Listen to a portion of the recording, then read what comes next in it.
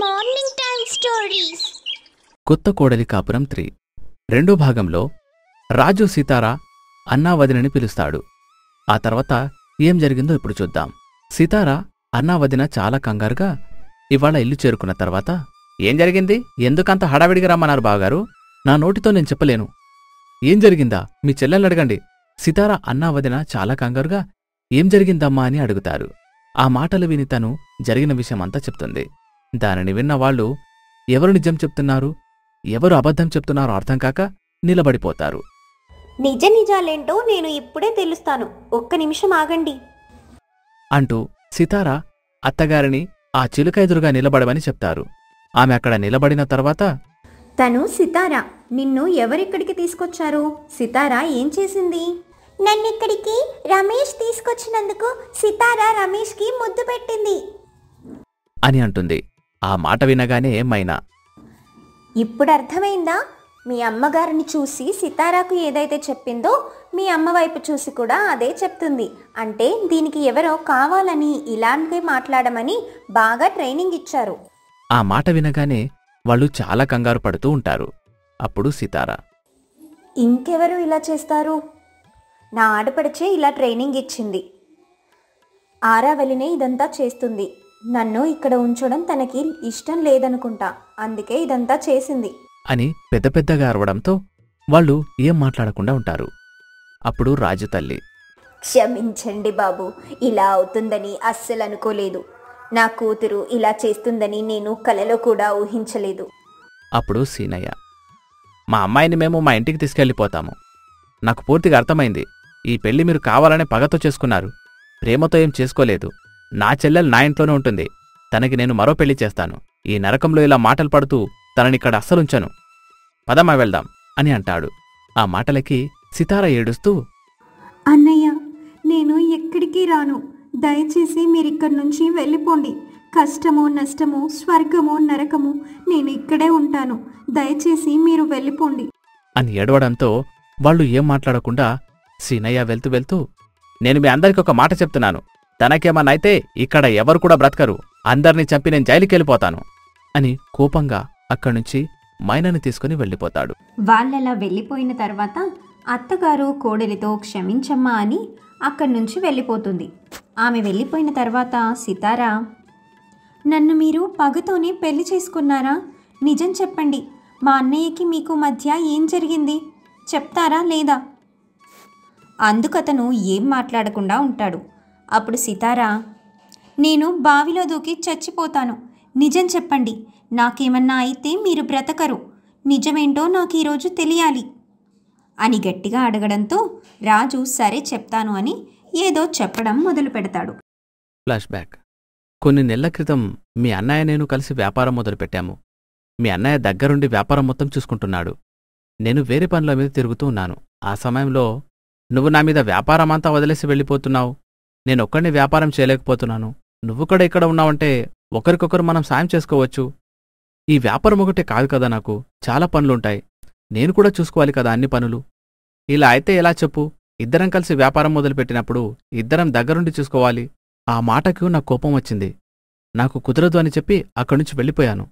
ఇక అప్పటినుంచి మా ఇద్దరి మధ్య చిన్న చిన్న గొడవలు మొదలయ్యాయి. ప్రతి చిన్నదానికి గొడవలవుతూనే ఉన్నాయి. ఇక నేను చాలా కోపంగా మీ అన్నయ్యతో ఇలా అన్నాను, రేయ్, నేను నీ నుంచి విడిపోయి కొత్తగా వ్యాపారం మొదలుపెట్టి నీకంటే బాగా డబ్బు సంపాదిస్తాను. మంచి స్థాయికి ఎదిగి చూపిస్తాను. అప్పుడు నువ్వే నా కాళ్ల దగ్గరికి వస్తావు. నేను కూడా కోరుకుంటున్నది అదే. నువ్వెక్కడున్నా సంతోషంగా ఉండాలి, బాగా పైకి ఎదగాలని కోరుకుంటున్నాను అని అన్నాడు. అక్కడ్నుంచి నేను బయటకొచ్చేశాను. మీ అన్నయ్యకెదురుగానే కొత్త హోటల్ స్టార్ట్ చేశాను. రోజులు గడుస్తూ ఉన్నాయి. మీ అన్నయ్య దగ్గరుండి వ్యాపారం చూసుకుంటూ మంచి స్థాయికొచ్చాడు. నేను మాత్రం అక్కడే ఉన్నాను. వ్యాపారంలో చాలా నష్టపోయాను. అలా నష్టపోయిన తర్వాత నాకు బాగా కోపం వచ్చింది. మీ అన్నయ్య ఎదుగుదలని చూడలేకపోయాను. వ్యాపారంలో దెబ్బతీయలేకపోయాను. వాణ్ణి జీవితంలో దెబ్బతీయాలని నిర్ణయించుకున్నాను. వాడి దగ్గరికి వెళ్ళాను. వాడు నన్ను చూసి, నేను చెప్పాను కదా, నా మాట నువ్వు వినలేదు. ఇప్పుడేమైంది? చాలా నష్టపోయావు. నాకు చాలా బాధగా ఉంది. ఇక్కడిదాకా వచ్చావంటే ఖచ్చితంగా నువ్వు నా సాయం కోరుకోవాలని అనుకుంటున్నావు కదా మిత్రమా? నేనిప్పుడు నీకు తోడుగా ఉంటాను. చెప్పు, నేనేం చేయాలి? నేను దగ్గరుండి వ్యాపారం చూసుకుంటాను. నీతో మళ్ళీ నేను వ్యాపారంలో భాగస్వామ్యుడిగా ఉంటాను. అందుకు తను తప్పకుండా అన్నాడు. ఇక ఇద్దరం కలిసి వ్యాపారం బాగా చేయాలని సిద్ధపడ్డాము. కొన్ని రోజుల తర్వాత మంచి లాభాలొచ్చాయి. ఆ తర్వాత నేను నీ గురించి మీ అన్నయ్య చెప్పాడు. అప్పుడే అది మంచి అవకాశం అని భావించాను. కావాలని మీ అన్నయ్యతో పాటు మీ ఊరికి మీ ఇంటికి వస్తూ ఉండేవాణ్ణి. అలా నీతో పరిచయం ఏర్పాటు చేసుకున్నాను. ఆ తర్వాత మీ అన్నయ్యకి నా ప్రేమ సంగతి చెప్పాను. అతనొక్క నిమిషం కూడా ఆలోచించకుండా సరే అన్నాడు. అందుకే నిన్ను పెళ్లి చేసుకుని వాడిమీద పగ తెచ్చుకుందామని అనుకున్నాను అంటూ జరిగిన విషయమంతా చెప్తాడు. ఆ మాట విని సితార, పగ తీర్చుకోవడం కోసం నా జీవితాన్ని నాశనం చేయాలని చూస్తున్నావన్నమాట. నువ్వు ఇలాంటి వాడివని నేనస్సలు ఊహించలేదు అంటూ ఏడుస్తూ లోపలికి వెళ్ళిపోయింది. రాజుకి ఏం చేయాలో అర్థం కాక చాలా బాధగా అక్కడ్నుంచి బయటికి వెళ్ళిపోతాడు. రాజు సరాసరి తల్లిదండ్రుల దగ్గరికి వెళ్తాడు. జరిగిన విషయమంతా చెప్తాడు. వాళ్ళు ఆ మాట విని, అంత నీవల్లే జరిగిందిలే, పగ పగ అంటూ నేను దాన్ని పెళ్లి చేసుకోవడం, మీరు నాకు వత్తాసు పలకడం సరిపోయింది. ఈ రోజునుంచి నేను కూడా చస్తూ బతకాలి. ఆ సితారా నన్ను ఏం చేస్తుందని భయంగా ఉంది. అలాంటి భయాలేం పెట్టుకోమాక, నీకు మేమున్నాము. జరగాల్సిందేదో జరిగిపోయింది. ఇక మేం కూడా అమ్మాయిని ఇబ్బంది పెట్టదలుచుకోలేదు. వదిలేయ్. నిజానికిందులో నీ తప్పే ఉంది. వాడు నీకు మంచి చేయాలని చూస్తే నువ్వే వాడికి చెడు చేయాలని చూశావు. ఏంట్రా, దానికి నిజం చెప్పావా? ఎందుకలా చేశావు? వాళ్ళ అన్నయ్య చూశావు కదా ఎలా మాట్లాడాడో. ఇక నుంచి తనతో జాగ్రత్తగా ఉండాలి, లేదంటే అది మన ప్రాణానికే ప్రమాదం.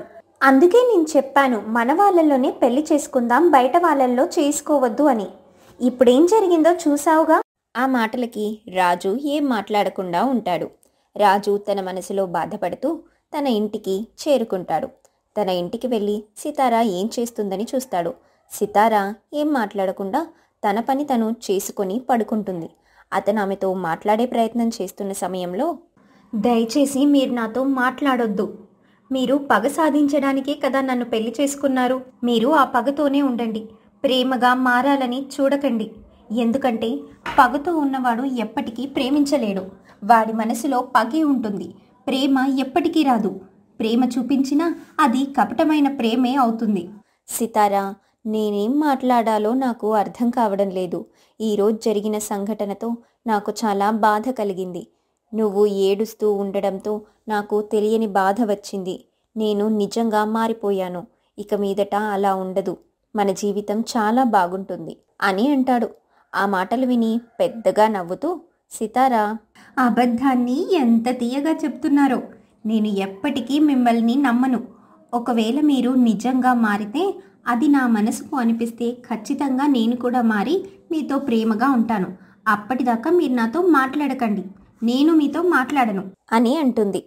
ఆ మాటలకి అతను చాలా బాధపడుతూ అలా కాదు అంటూ ఏదో చెప్పకపోతూ ఉండగా సితారా పెద్దగా అరిచి వెళ్ళిపోండి అని అంటుంది. అతను ఏం మాట్లాడకుండా బాధగా అక్కడి నుంచి వెళ్ళిపోతాడు. ఆ రోజు రాత్రి సమయం. భర్త రాజు ఇంటికి రాకపోవడంతో సితారాకి చాలా భయం కలుగుతుంది. సితారా ఏం చెయ్యాలో అర్థం కాక ఒక దీపం పట్టుకొని అతన్ని వెతకడం మొదలు పెడుతుంది. ఏవండి, ఎక్కడున్నారు మీరు? ఎక్కడున్నారు అంటూ కేకలు వేస్తూ ఉంటుంది.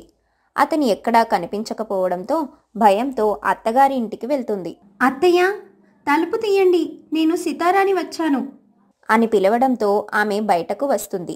ఏంటమ్మా, ఏమైంది? ఇంత రాత్రి వేళ వచ్చావు? ఏదైనా గొడవ జరిగిందా? అప్పుడు సితారా ఏడుస్తూ, లేదత్తయ్య, ఆయన మధ్యాహ్నం సమయంలో బయటికి వెళ్ళాడు, ఇంతవరకు రాలేదు. నాకు చాలా భయంగా ఉంది. అప్పుడు ఆమె వెంటనే తన భర్తని పిలుస్తుంది. అప్పుడు ఆరావళి కూడా అక్కడికి వస్తుంది. అందరూ కూడా జరిగిన విషయం తెలుసుకుని అతని కోసం వెతకడం మొదలు పెడతారు. ఎంత వెతికినా అతను కనిపించకపోవడంతో వాళ్ళు చాలా కంగారు పడుతూ ఉంటారు. అప్పుడు ఆరావళి, నీ వల్లే మా అన్నయ్య మాకు దూరమయ్యాడు. ఆయన ఎక్కడికి వెళ్ళాడో అర్థం కావడం లేదు. నువ్వు మీ అన్నయ్య కలిసి ఏం చేశారో నిజం చెప్పండి.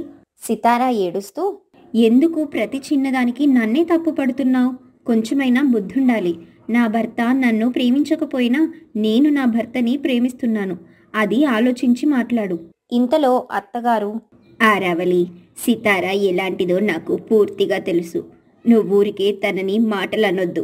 ఒక్కరోజులోనే మీరు ఇలా మారిపోయారేంటి? నాకస్సలు అర్థం కావడం లేదు. కొంపతీసి వీళ్ళన్నయ్యని చూసి భయపడుతున్నారా? ఇంతలో తండ్రి మాట్లాడుతూ, నోరు మూసుకొని ఉంటావా? ఇదంతా నీ వల్లే జరిగింది. చిన్నపిల్లవి చిన్నపిల్లలాగా ఉండకుండా లేనిపోని మాటలు చెప్పి మమ్మల్ని రెచ్చగొట్టి అలాగే మీ అన్నయ్యని రెచ్చగొట్టి ఇంత దూరం తీసుకొచ్చావు అని అంటాడు.